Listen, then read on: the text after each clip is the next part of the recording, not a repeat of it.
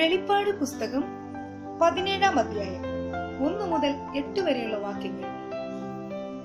പിന്നെ 7 കലശമുള്ള 7 ദൂതന്മാരിൽ ഒരുത്തൻ വന്ന് എന്നോട് സംസാരിച്ചു, വരിക, ഭൂമിയിലെ രാജാക്കന്മാരോട് വേശ്യാവൃത്തി ചെയ്ത് തന്റെ വേശ്യാവൃത്തിയുടെ മദ്യത്താൽ ഭൂവാസികളെ മത്തരാക്കിയവളായി പെരുവെള്ളത്തിൻ മീതെ ഇരിക്കുന്ന മഹാവേശ്യയുടെ ന്യായവിധി ഞാൻ കാണിച്ചു തരാമെന്ന് പറഞ്ഞു. അവൻ എന്നെ ആത്മാവിൽ മരുഭൂമിയിലേക്ക് കൊണ്ടുപോയി.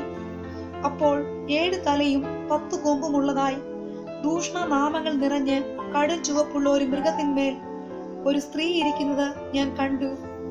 ആ സ്ത്രീ ധൂമ്രവർണ്ണവും കടുചുവപ്പ് നിറമുള്ള വസ്ത്രം ധരിച്ച് പൊന്നും രത്നവും മുത്തും അണിഞ്ഞവളായി തന്റെ വേശ്യാവൃത്തിയുടെ മ്ലേച്ഛതയും അശുദ്ധിയും നിറഞ്ഞ സ്വർണ പാനപാത്രം കയ്യിൽ പിടിച്ചിരുന്നു.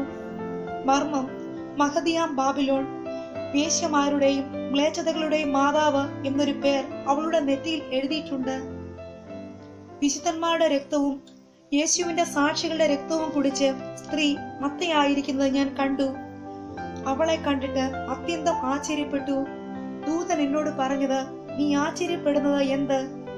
ഈ സ്ത്രീയുടെയും 7 തലയും 10 കൊമ്പുമുള്ളതായി അവളെ ചുമക്കുന്ന മൃഗത്തിന്റെയും മർമ്മം ഞാൻ പറഞ്ഞു തരാം.